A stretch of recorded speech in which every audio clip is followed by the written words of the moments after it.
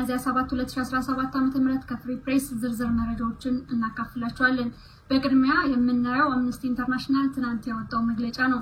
አምነስቲ ኢንተርናሽናል በአዲስ አበባ በቦሌና በለሚኮራ ክፍለ ከተማ የፈረሱ ቤቶችን አስመልክቶ በነዛ ጋር ተንተርሶ ጥናት ሰርቶ የደረሰበትን ይፋ አድርጓል። በመግለጫው በ58 ከተማዎች እየተተገበረ ያለ የኮሪደር ልማት ፕሮጀክት በአስቸኳይ እንዲቆም ጠይቋል። ቤታቸው የፈረሰባቸው ነዋሪዎችም አስፈላጊውን የሆነ ካሳና ተያያዥ ጉዳዮች እንዲጠበቅላቸው ጠይቋል። አምነስቲ ኢንተርናሽናል በጥቅምት ወር 2024 እንደ አውሮፓውያን አቆጣጠር በአዲስ አበባ በቦሌና በለሚኮራ ክፍለ ከተሞች 872 ሰዎች በኃይል እንዲነሱ መደረጉን በጥናቴ አረጋግጫለሁ ብሏል። ከነዚህም ውስጥ 254 ሰዎች ከመኖሪያ ቤታቸው ተፈናቀሉ ሲሆን 114ቱ ህፃናት 13ቱ አረጋውያን ናቸው ብሏል። በተጨማሪም 618 ሰዎች ተከራይተው ይኖሩ ከነበረበት ቤት በኃይል ወጣዋል። ከቤት ንብረታቸው ሲፈናቀሉ ካለምንም ማስጠንቀቂያ እንዲሁም የተሰጣቸው የካሳ ክፍያ የለም ብሏል። በኮሪደር ልማት ስም በከፍተኛ ሁኔታ የሚፈጸመው ማፈናቀል ከዜጎች ፍቃድ ውጭና ህጋዊ ከለላ በማይሰጥ መልኩ የተደረገ እንደሆነም አምነስቲ ተናግሯል። በድንገትና በኃይል የታገዘ የኮሪደር ልማት በሚል ስም የሚደረግ የዜጎች ማፈናቀል በሚሊዮን ለሚቆጠሩ ለሌሎች የከተማዋ ነዋሪዎች ፍርሃትና ስጋትን መደቀኑንም አስታውቋል። የኮሪደር ልማት ከ3 ዓመት በፊት በአዲስ አበባ ከተማ ሲተዋወቅ የነዋሪዎችን ህይወት የሚቀይር መሰረተ ልማቶችን የሚያሳድግ ሰፊ ህዝብ ስፍራዎችን የሚያሰፋ የሥራ ዕድል የሚፈጥርና የሚያዘምን በሚል እንደተዋወቀ ዘገባው አስታውሷል። ይህ እቅድ በብልጽግና ከተዋወቀ በኋላ የኮሪደር ልማት የመጀመሪያው ዙር በፒያሳና በ4 ኪሎ እንዲሁም በአጠቃላይ ዙሪያውን ባሉ አካባቢዎች መተግበር ጀምሯል ብሏል። ይህ የሆነው እንደ አውሮፓውያን አቆጣጠር በ2023 አጋማሽ ላይ ነው። ፕሮጀክቱ ታሪካዊ ቦታዎችን በማፍረስ በሚል ህዝባዊ ቅሬታ ቀርቦበት እንደነበረም ተገልጿል። የመጀመሪያው ዙር የኮሪደር ልማት ካለቀ በኋላ ሁለተኛው ዙር ሲጀመር ከመጀመሪያው ዙር በእጥፍ የሚበልጥ ሽፋን እንዳካለለ አምነስቲ ኢንተርናሽናል ገልጿል። በዚህም 8 ፕሮጀክቶችን የያዘ ሲሆን 131.99 ኪሎ ሜትር ስፋት ነበረው ብሏል። ከነዚህም ውስጥ በ10 ኪሎ ሜትር ሽፋን የያዘ ትንተና አምነስቲ ኢንተርናሽናል አጥንቶ ይፋ አድርጓል። በአሁኑ ወቅት የኮሪደር ልማት ፕሮጀክት በኢትዮጵያ ዋና ከተሞች ላይ ትኩረት ተደርጎ እየተተገበረ ነው። ከነዚህ ከተሞች መካከል አርባ ምንጭ፣ ደሴ፣ ሐዋሳ፣ ጅማ፣ ናዝሬትና ጅጅጋ ይገኙበታል። በጅጅጋ ነጋዴዎች ካለምንም ማስጠንቀቂያ ከቤታቸው እንዲፈናቀሉ መደረጋቸውን አምነስቲ ኢንተርናሽናል መረጃው ደርሶኛል ብሏል። ቤቶች ሲፈርሱና ነዋሪዎች ከቤታቸው ሲፈናቀሉ ካለምንም ማማከርና የካሳ ክፍያ መሆኑንም አረጋግጫለሁ ብሏል አምነስቲ።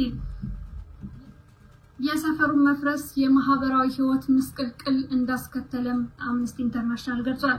በተለይም በአካባቢው ተረዳርተው ይኖሩ የነበሩ ሰዎች ህይወት አደጋ ላይ መውደቁም ተገልጿል። ቤታቸው የፈረሰባቸው ሰዎች ለምን ቤታችን ይፈርሳል ብለው በመጠየቃቸው ምክንያት እስርና እንግልት እንደተፈጸመባቸውም ሪፖርቱ ያሳያል። በዚህም የሰብአዊ መብታቸው ተጥሷል ይላል።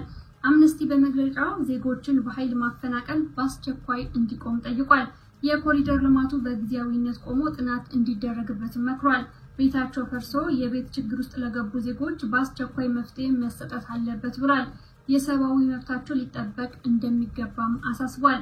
አምነስቲ ጥናት አካሂዷል። በተለየ ሁኔታ ጥናት ማካሄዱን የገለጸው ከጥር 17 እስከ የካቲት 2025 እንደ አውሮፓውያን አቆጣጠር ነው። ጥናቱን ያደረገው ከለሚኮራና ቦሌ ክፍለ ከተማ በኃይል የተፈናቀሉ 47 የቤት ባለቤት የነበሩ ሰዎች ላይ ነው። በቃለ መጠይቅ የገጠማቸውን ጠይቋል። ጥናቱ በሌሎች የኮሪደር ልማት በሚል ቤታቸው የፈረሰባቸው ሰዎችንም አካቷል። አምነስቲ ከሳተላይት ምስል የደረሰውንም ተመልክቷል። በምስሉም በለሚኮራና ቦሌ ክፍለ ከተማ 29 ሄክታር መሬት እየፈረሰ መሆኑን አረጋግጫለሁ ብሏል። ቦታው ከጸዳ በኋላም ክፍት እንደነበር ገልጿል። አምነስቲ የተፈናቀሉ ሰዎችን ትክክለኛ ቁጥር እንዳላወቀም ገልጿል። በዚህም አምነስቲ ከላይ ከተጠቀሰው ቁጥር በላይ ሰው ሊፈናቀል እንደሚችል ተናግሯል። ቤታቸው የፈረሰባቸው ሰዎች ቅሬታ ቢያቀርቡም ምንም ምላሽ አልተሰጣቸውም። በጥናቱ ውጤት መሰረት ቤታቸው የፈረሰባቸው ሰዎች ያለ በቂ ማማከርና ካሳ ክፍያ እንዲፈርስባቸው መደረጉ ተገልጿል። በለሚኮራና ቦሌ ክፍለ ከተማ ይኖሩ የነበሩ ሰዎች አንድ ሳምንት የመልቀቂያ ጊዜ እንደተሰጣቸውና ህዝቡን ሰብስበው የተወሰነው ውሳኔ ማሳወቅ ስራ እንድትሰራ ብቻ ታውቋል። በስብሰባው የተሳተፈ የአምነስቲ ጥናት አካል በስፍራው 5000 ሰዎች ተሰብስበው እንደተሳተፉበት ገልጿል።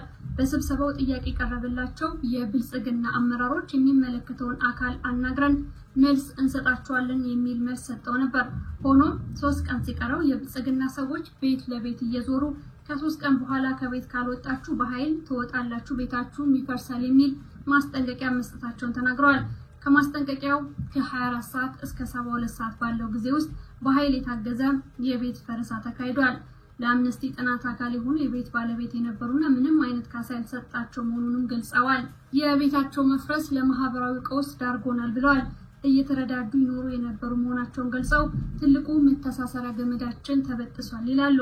በዚህም እድርና እቁብን ይጠቅሳሉ። ሌላው አምነስቲ በጥናቴ ደርሼበታል ያለው የደህንነት ስጋትን የተመለከተ ነው።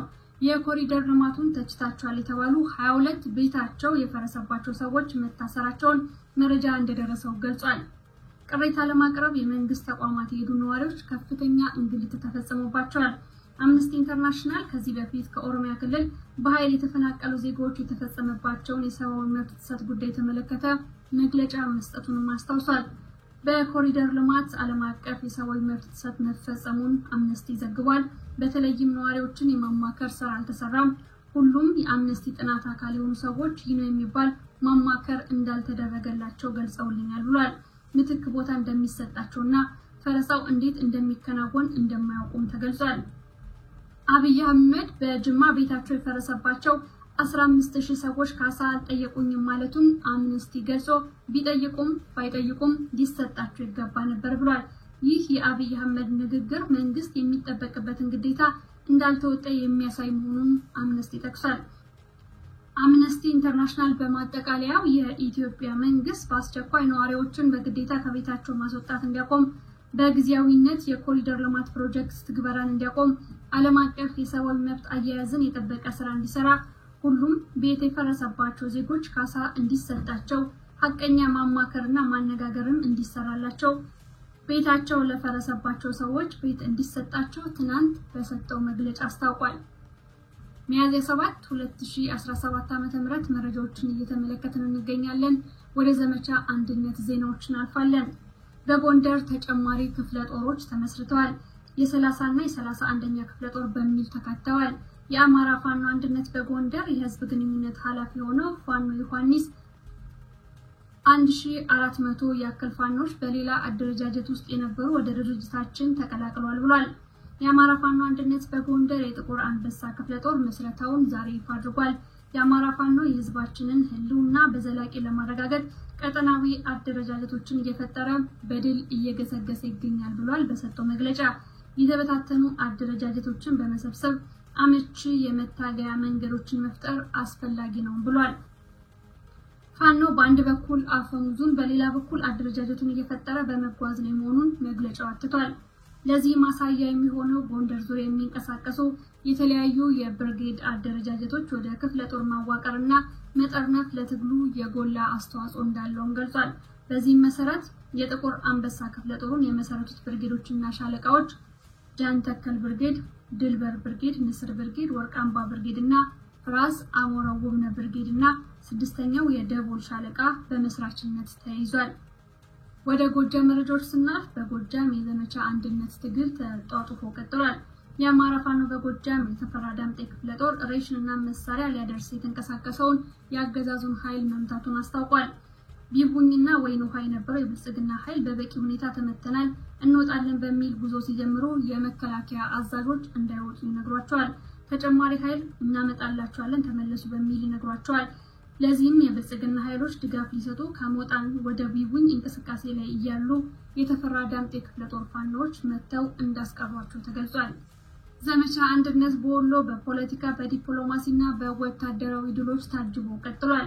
መጨረሻችን አንድነት ነው ያለው የአማራ ፋኖ በወሎ ቤት አማራ የህዝብ ግንኙነት ኃላፊ ሆነው ፋኖ አበበ ፈንታው ከዘመቻው ጎን ለጎን አማራ የተሰራበትን የሐሰት ትርክት የማፍረስ ስራ እየሰራ ነው ሲል ተሰምቷል። በዚህም የፖለቲካ ማህበረሰብ በመፍጠር ዙሪያ ስራዎች እየተሰሩ መሆናቸውን ገልጿል። ከውጊያ በተጨማሪ የፖለቲካ መኮንኖች የነቃ አማራ የመፍጠር ስራ እየሰሩ መሆናቸውን ገልጿል። በውጊያ መረጃ ሚያዝያ 1 ቀን ፋኖን አጠቃለው ብሎ እቅድ አቅዶ የነበረውን የብልጽግና አገዛዝ መጋቢት 30 በፋኖ ተመቶ እቅዱ መክሸፉን ተናግሯል። ብልጽግናን በእኛ እቅድ ነው የምንዋጋው ሲል ፋኖ አበበ ለመገናኛ ብዙሃን በሰጠው መግለጫ አስታውቋል። ዘመቻ አንድነት በቤተ አማራ ግንባር ትናንትናና ዛሬ በርካታ ተጋድሎችን አድርጓል። የአማራ ፋኖ በወሎን ቤተ አማራ ንጉስ ሚካኤል ኮር፣ አማራ ሳይንት መቅደላ ክፍለ ጦር፣ አትሮንስ ብርጌድና የክፍለ ጦሩ ቃኞች የአብይን ወንበር ለመጠበቅ የመጡ ኃይሎችን መምታታቸውን አስታውቀዋል። ሚያዝያ 6 2017 ዓ.ም ቀኛዝማች ታገሱ አራጋው ሻለቃ፣ መብረቅ ሻለቃና የክፍለ ጦሩ ቃኞች በጥምረት ጉዲት ተራራ ወጀድ መገንጠያ ወይም ዲማ ጊዮርጊስ መሃል ሳይንት ወረዳ ወይም ዴንሳ ከተማ ጎጃም በር በሚባለው የከተማው ክፍል ላይ ከፍተኛ ኪሳራ እንዳደረሱበት ገልጸዋል።